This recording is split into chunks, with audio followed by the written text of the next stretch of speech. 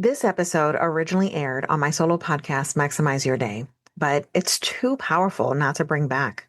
Now, as part of Married to the Hustle, the show I co host with my husband and business partner, Alex, we're expanding the conversation around mindset, boundaries, and what it really takes to thrive in life and business. The value hasn't changed, but the perspective has really deepened.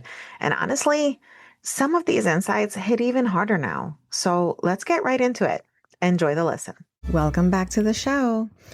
I had the pleasure of interviewing someone recently who has truly been an inspiration in my life. And one of the things that I can tell you about this person is that her level of resilience and her growth in the short period of time that I've known her has been unparalleled to anything or anyone that I have ever seen. And I'm so, so proud of her. I met Sandra Ocasio at a virtual assistance event a couple of years ago, right before the pandemic was in full force and we went into quarantine. And I actually was invited to that event. So one of the things that I did was I looked up the speakers and of course started following them. And I resonated so much with Sandra's story that I knew I wanted to get to know her. Fast forward a few months after that, I hired her for one of my own launches of the Own It Planner. But it was such a tough season in my life that Sandra became so much more than my funnel strategist. She became my confidant, my friend, that person to hear me out. Building a business and raising a family is not easy. And Sandra knows this firsthand, but she just became so much more than that. And I had the pleasure of interviewing her recently. So I can't wait to tell you more because I know that this podcast is going to serve you in so many ways that I know it's going to change your life. Sandra Ocasio is a digital launch coach who built her online coaching business after experiencing her first military move in early 2016. Sandra departed her position at Caesars Entertainment to follow her husband, who was on military orders, to Florida. And of course, we want to thank both of them for their service because while he's out there in the front lines, she's right there next to him, raising a family and doing all of the other things that are required by military moms, right? Those are just such special women who truly understand what being resilient means. Sandra's entrepreneur journey started by offering virtual assistant support to female entrepreneur coaches.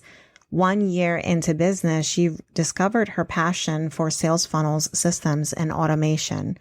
And then what she decided to do was revamp her focus and services. And now she supports hundreds of online coaches with 5 and 6 figure digital launches.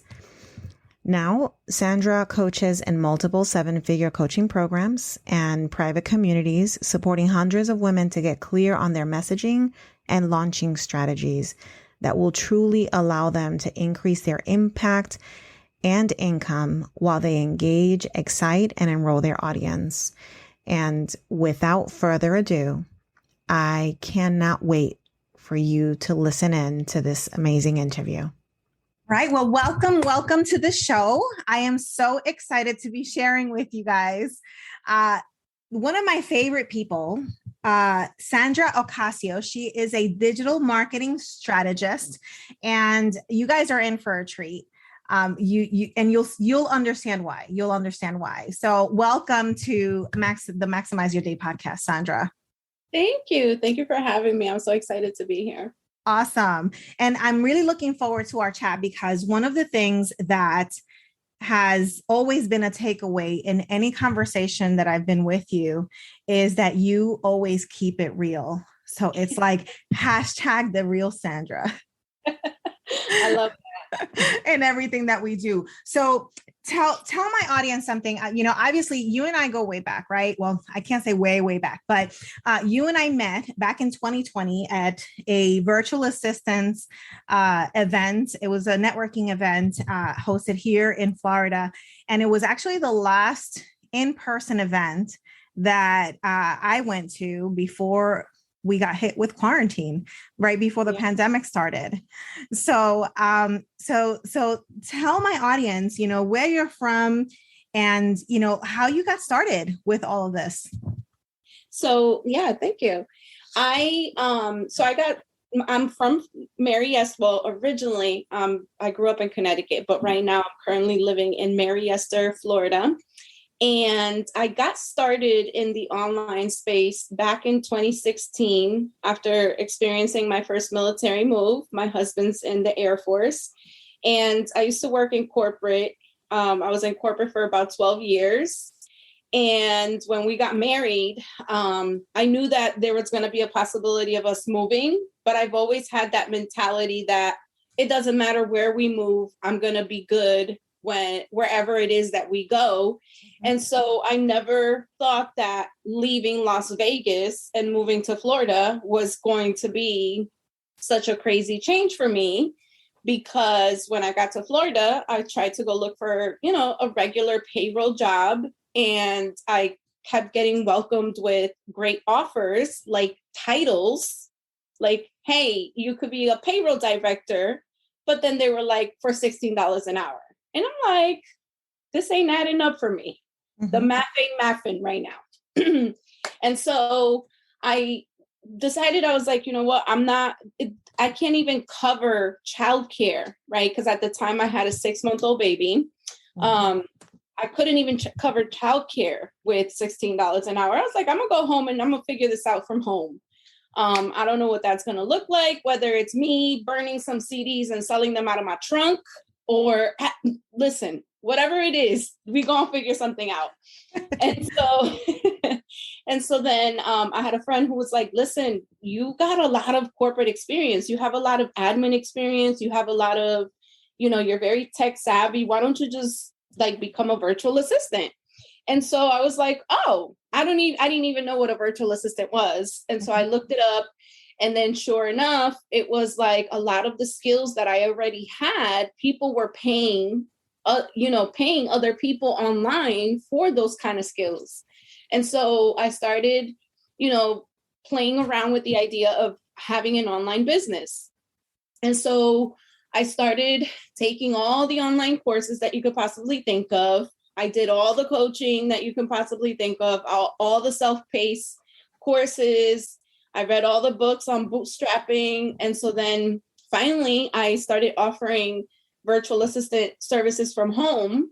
And that was in the first year of me being in business. Wow. And shortly after that, I was like, okay, I kind of outgrew the whole virtual assistant thing. And I was like, oh, I started playing with sales funnels, and I really love sales funnels. I was like, I really love this whole concept of lead generation, sales funnels, how to grow a business online and all of that. And so I became a strategist and eventually just started coaching people on how to launch their own digital products and services.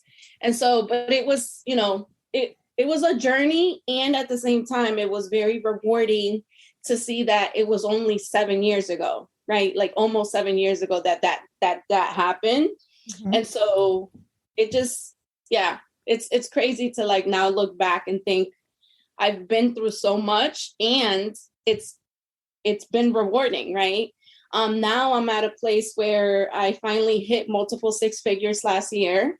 Nice. And so now I'm obviously trying to figure out, well, what does business look like now as, getting to $500,000 or even $1 million. And so it's just really just embracing that journey, all the mistakes, all the lessons learned, and just going from there. Wow. What an amazing story. So do you think for a moment, did you feel, even with your corporate experience and your background and the fact that let's face it, you're a hustler, right? You were like, I'm going to make it happen. I don't care where I go, whatever I've got to do, I'll do what I need to do. Right. As long as it was morally ethical. Right. So, did you ever feel that, that there was no way that you could do it? Like, did you have any limiting beliefs at any point in time? And walk me through that. I mean, absolutely. There was, and here's the thing. One of my favorite coaches says all the time, your business is only going to grow as much as you're willing to heal. And that's very true. It wasn't really until I started tapping into personal development in 2017. One of the things that I did not mention as part of my story is that in 2017, after having gotten that momentum of, growing an online business, I hit burnout really fast to a place where I was getting irritable. I was getting short-tempered. I was becoming explosive with my family. And all of that resulted into me checking myself into a mental institute because I literally just lost my mind, really. And I didn't really know what I was experiencing then. Like, I did not know that, it was actually, yes, can we normalize losing your shit? Yeah, you can. We can normalize it. But at that time, I did not know that what I was actually experiencing was not me really losing it was me losing my identity, right? And after being misdiagnosed, I was in that hospital for 5 days. After being misdiagnosed with bipolar disorder, it turned out that what I was actually experiencing was anxiety and panic attacks. And I was going through an identity crisis, right? And so it really wasn't until then that I realized something had to change. And I started having all the imposter syndrome you could possibly think of. I was like, can I really do this online thing? Right? Can I really? And now looking back at it, like now I'm actually in a place where I can share that story and not be so, I felt a lot of shame. Like, how am I going to teach someone how to grow their business when I'm over here losing my mind? Right? I started feeling like at that point, like, how am I going to grow my own stuff when I can't even, like, I'm out here checking myself into mental institutes, right? So I carried a lot of shame for a while with that. And it really required for me to go to therapy and healing and figuring out I needed to grieve the person I no longer was. And that was that corporate employee that I was no longer that, right? I didn't even know that walking by my closet and looking at all those corporate suits that no longer fit me was affecting me, right? And so it really required for me to tap into, can I really do this, right? And it's all possible. And at the same time, it also required for me to make changes, adopt some new habits, therapy, getting closer to God. All those things were really the road that allowed me to grow my mindset into now believing me having a multiple six-figure business is something that's available for me. And it's available for all of us. We just need to know how to claim it, right? We need to know how to declare that for ourselves. Wow. Like, I literally have goosebumps because as you're speaking, what I heard was that you needed to grieve the person that you were, right? And I've been there because I exited the corporate space in 2019 and I went through that identity crisis as well, right moving into a freaking pandemic that I was completely feeling like out of control. But what we tend to forget is that we do need to grieve the person that we were in order to give grace to the person that we're becoming. Right. And that was so, so powerful. And I can tell you for sure, as I choke up trying to get my thoughts together, is that process takes time. And we need to be open to that. I love what you said about normalizing mental health and normalizing, what we feel, because I think prior to the pandemic, even seeing a therapist, that was like this big stigma around it. Right. It was almost like not allowed. But then you've got, it's become so much more open. You've got people like Rachel Hollis talking about, how she's gone through her own therapy, support and assistance that she's needed in her life to be able to balance all of the things, right? Between relationship, children, business, and all of that stuff, especially when we know that as entrepreneurs, it's 80% mindset. Mm-hmm. And if we don't focus on our 80% mindset, then the 20% skill is just never going to get done. It's never going to execute. No. So, wow, that's so powerful. So what would you say are some of the things that help you not feel that level of like anxiety and panic attacks? Because let's face it, there are times that I feel some triggers, right? There are certain things that trigger me. And I know for me, breathing journaling helps a lot. So have you ever felt it come back? What are some things that you work on? Well, I think one of the first things for me was really getting that self-awareness, like, what is it that is triggering me, right? Like sometimes we don't even, because we have been conditioned, maybe from childhood, maybe from just life, right? We've been conditioned to sometimes just be very reactive to everything. I had to really take a step back and start identifying, why is that triggering me? Mm-hmm. Why is that thing? And it could be dumb things, right? Like my husband used to trigger me a lot. Mm-hmm. It used to be the little tiny dumb things that he would do, which I mean, and I say dumb, but I find it dumb, right? But maybe in his mind, he doesn't think that's dumb. Mm-hmm. But I would be like, hey, so then, I started working with him and I'm like, hey, every time you say this, it's actually making me feel this kind of way. So now I'm actually clarifying, what do you actually mean when you say this? Because it's making me feel some kind of way. And I now recognize that I'm responsible for my own feelings. I'm Mm-hmm. responsible for how I react. I can't even get mad at him for doing certain things and then expect for him to apologize for something that I'm actually self-inflicting because of my own thought process. Mm-hmm. So it's like we tell ourselves stories when people do certain things, but the reality is they're just feelings and emotions that you can figure out on your own. Mm-hmm. Why are you being triggered by that? So having that self-awareness has really helped me, because in business, now I'm looking at it like, okay, how could have I handled this differently to get a different outcome? Mm-hmm. Right? And so sometimes it does require for me to remove the emotion from that, where it's like, I don't have to be upset about this results. I can just go and do it again and try something different to get a different result, right? And so now for me, it becomes a thing of, I don't have to try to figure out if like I'm no longer motivated by money. So I'm no longer finding, journaling helps or meditating helps. All of that is great. Mm-hmm. It is required. Mm-hmm. But what's actually even more powerful is the way my mindset is working and understanding that I'm fully responsible of how I react to everything. Mm-hmm. Right? So Mm-hmm. it's like, do I have to, not everything merits a reaction. Mm-hmm. People say things, people will do things online, say things online, comment things.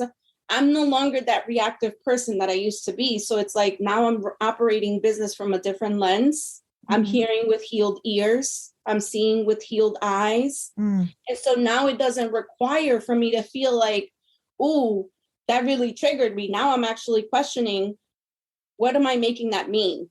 Mm-hmm. Do I really need to make that mean whatever it is that my mind is trying to tell me? So now it's like, for me, it's so much more important to work on my mindset than anything else. Mm-hmm.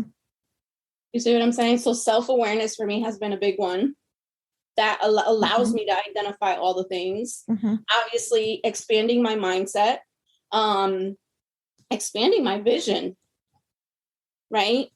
If I want to become that 7-figure entrepreneur, well, what does that look like? How does that Sandra act? How does she talk? How does she walk? How does she treat people? How does she pay bills? How does she operate? Mm-hmm. Business. How does she conduct business, right? So it's like expanding my vision has allowed me to now think about, well, how does 7-figure Sandra treat her body, her mind, her kids, her husband. So it's like all of those things, that's where I focus my energy on, because I know that if I can visualize that, I'll eventually get there. But more importantly, it's like I'm no longer operating from a survival place, but it's like visualizing the future and operating from that. Like I make business decisions right now in where I want my business to be 5 years from now. Does that make sense? Absolutely. And I think envisioning is so powerful, because when you do that, so there's two different ways to the most common way I would say is people talk about vision boards, right? But vision boards are more about like what you want in the future. When it comes to really expanding your vision and envisioning the future, you're positioning yourself in that position. Right. And I love what you just said, because I've done exercises like that, particularly in the last few months, and particularly being part of P2P, Purpose to Platform, that has really made me open a lot of, maybe some closed doors that I had in my mind, and just kind of reopening some of the things and looking at things with more of an expanded view, as you mentioned. And that I think that's really, really powerful. So when it comes to identifying that self-awareness and then making sure that you're walking into that expanded vision and expanded mindset, what are your thoughts on self-care? See, so here's the thing with self-care. It actually, a lot of people, and I mean, listen, I think that when you're creating, we all talk about wanting to create this like dream, that living the dream, right? And it's like, okay, so I'm working really hard to live the dream. I'm like, I actually live the dream every day. Right. So good. I don't look at it as like, oh, I'm only going to be happy when I get to this destination. Like, I'm actually happy right now. I'm happy with what I have right now in front of me. So for me, self-care is actually just being able to be alive every day. To me, is self-care. Like some people are like, oh, I got to go get a pedi, a mani, a massage, and all of that. For me, self-care is actually saying a lot of no's. That's self-care.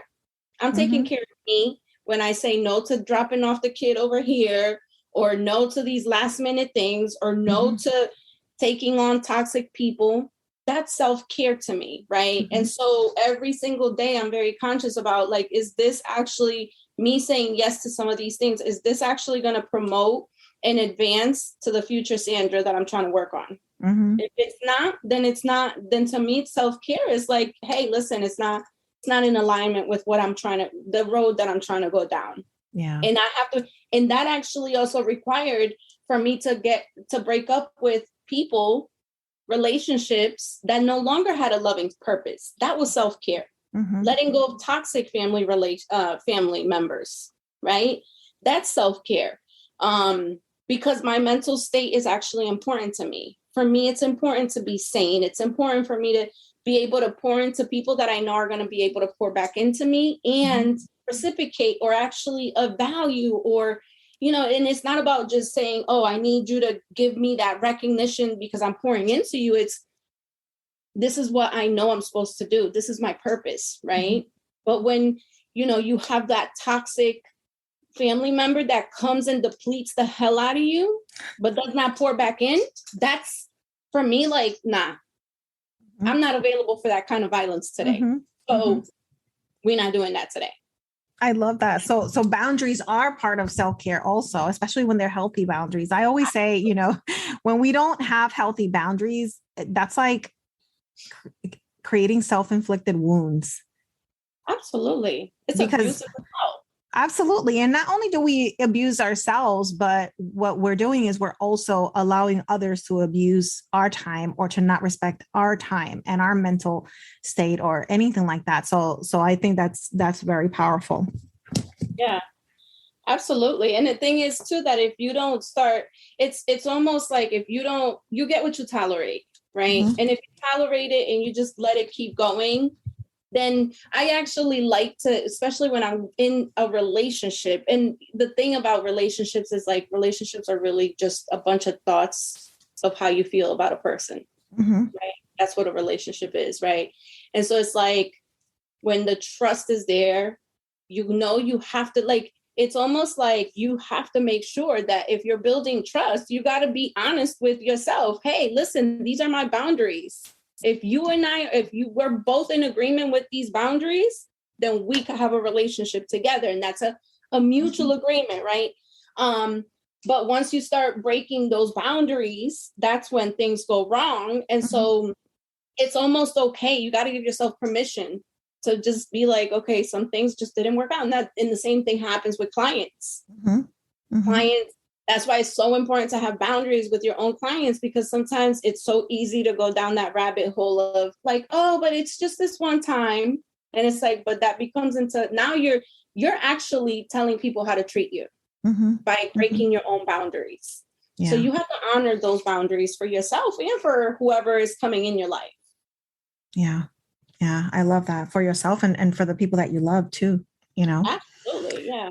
So Sandra, I had the pleasure of working with you 2 years ago. And funny story is that even though we had already been communicating before that point, I'm listening to a podcast one day and I hear Amy Porterfield interviewing someone, and they said, my girl, Sandra Ocasio. And I stopped everything that I was doing. I was like, what?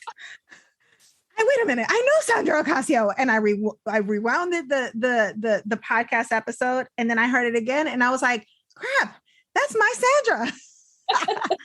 So tell me who you were back then.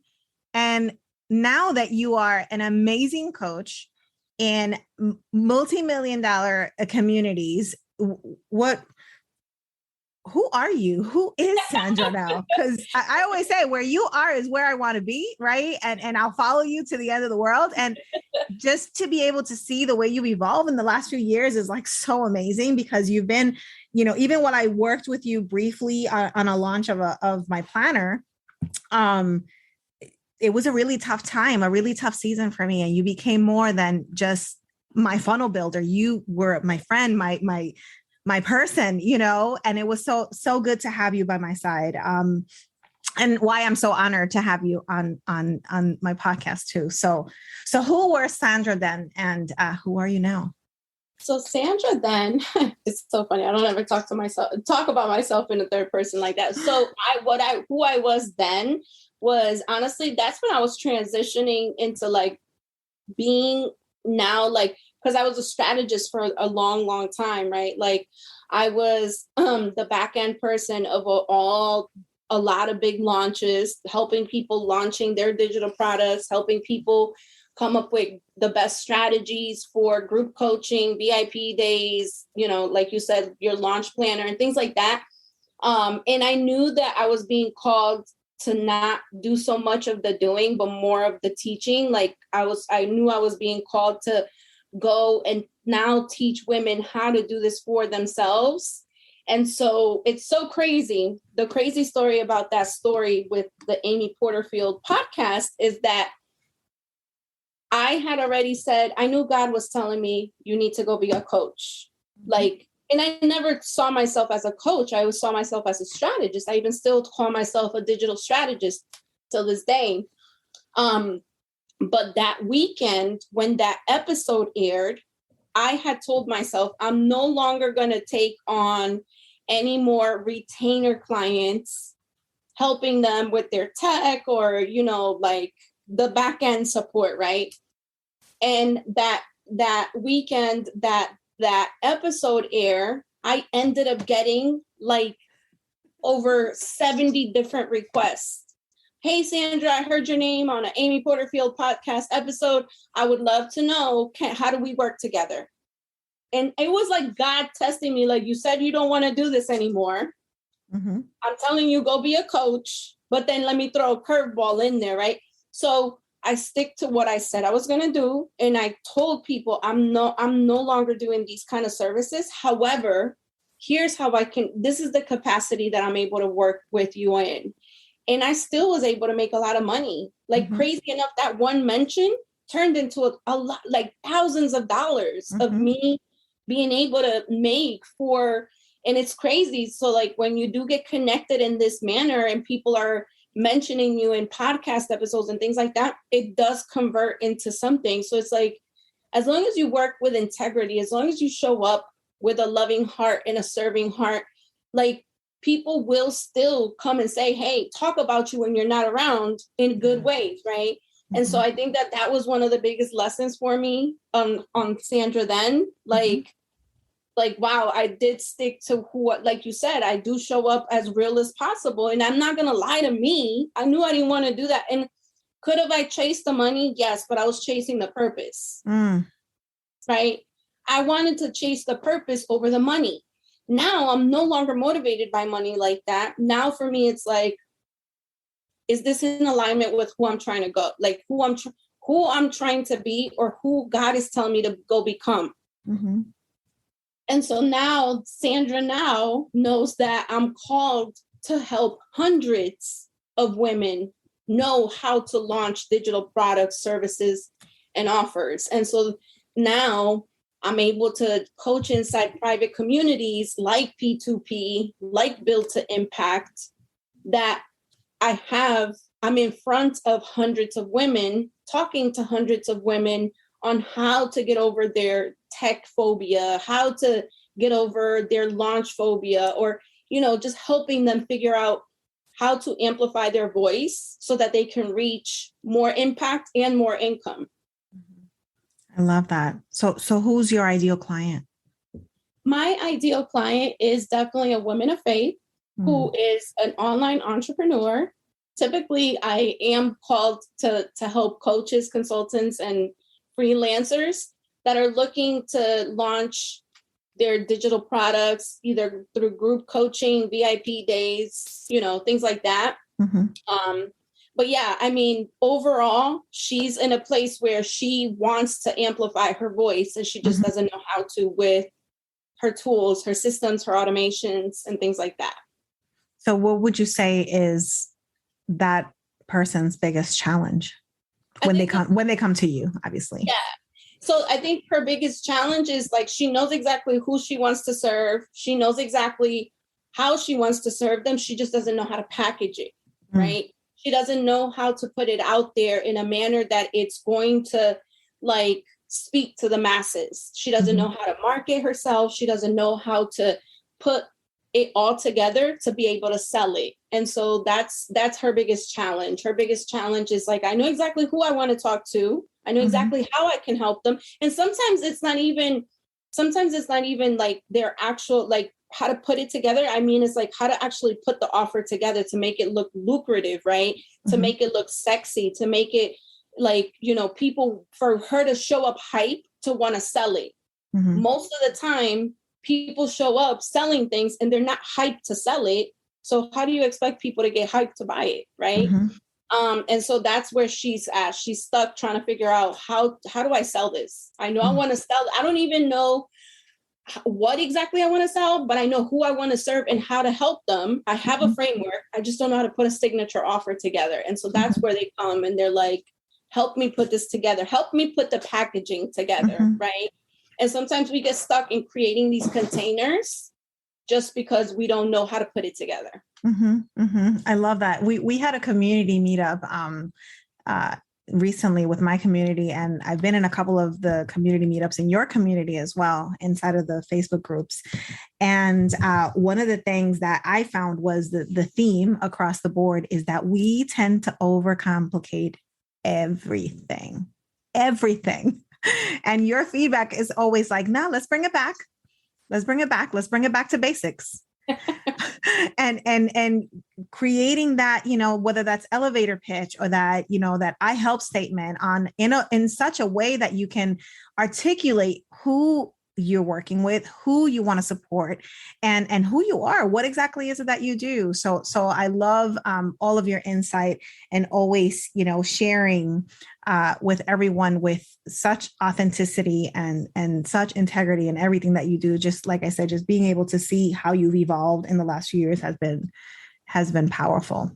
Thank you. And people are watching and emulating. And it's so crazy to me. That's so crazy. I still think and here's the thing, right? As you're going through the notions of like growing, your messaging also changes. Oh yeah. Right.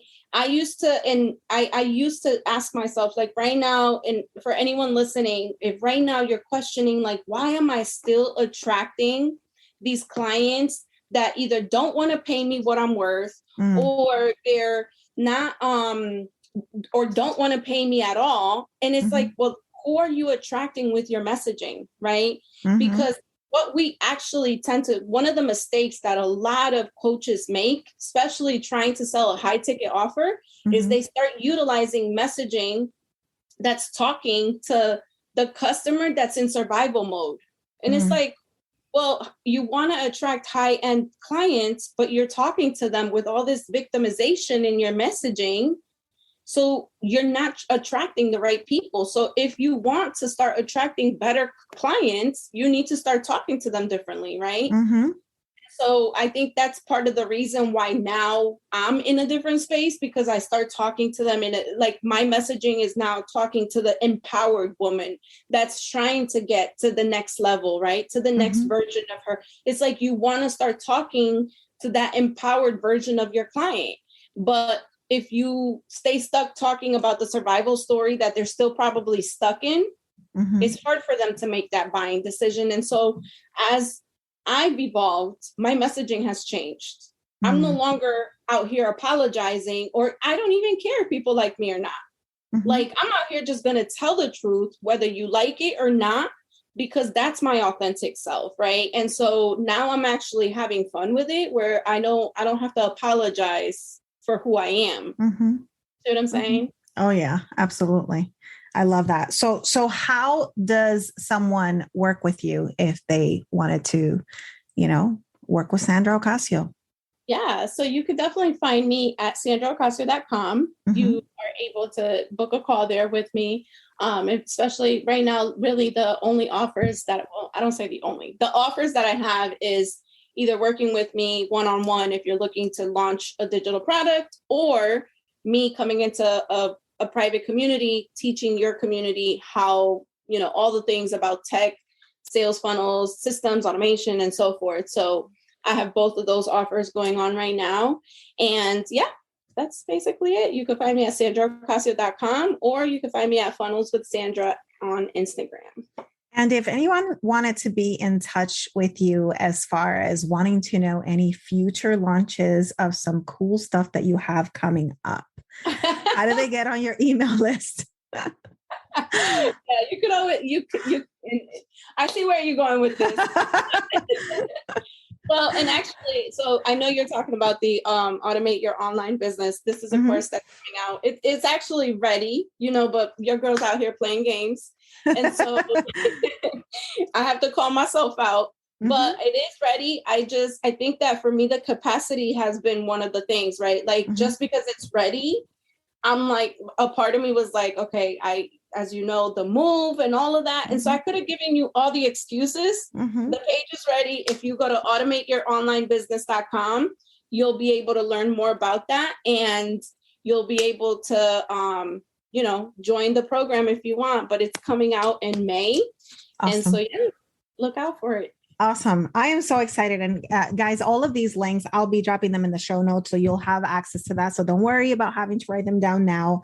But I am in awe of this interview. I can't wait to post it and just have people listen in. And of course, we want your feedback, right? So if there's anything that resonated with you, please, we love to see that. Contact us on Instagram. You can always tag us there, DM us, and we're more than willing to chat there as well. But one final question, I cannot close my show without asking you this.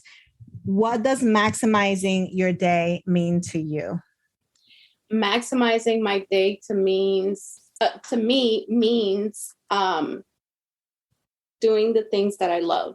Not letting any day go by without doing something that actually brings me joy. Patrice talks about this all the time. Scaling joy is important. For me, I have to figure out a way to scale joy every day. If you don't, even if it's just the minimal thing, it doesn't have to be something huge. It's like, okay, today making breakfast for myself is going to scale my joy.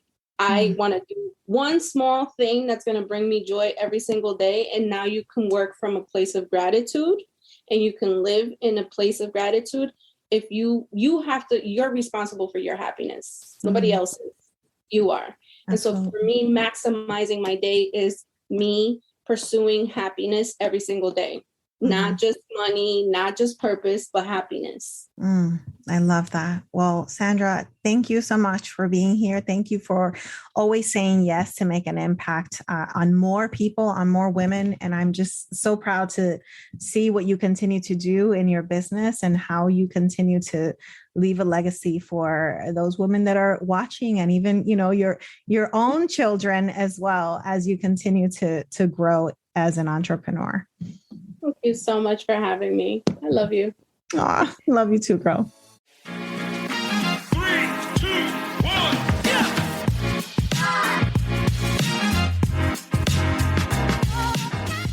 That wraps up another episode of Married to the Hustle. We hope you enjoyed today's show and found some inspiration and practical tips to apply to your own business journey. We love hearing from you, our amazing listeners. If you have any stories, questions, or tips to share, connect with us on social media or send us an email. Your input makes this podcast even better. And don't forget to subscribe to Married to the Hustle on your favorite podcast platform so you never miss an episode. And if you enjoyed today's episode, please leave us a review. It really helps us grow and reach more entrepreneurial couples like you. Join us next week for more exciting stories, insightful interviews, and valuable advice. Until then, keep hustling, keep thriving, and keep loving what you do. Thanks for tuning in, and happy hustling.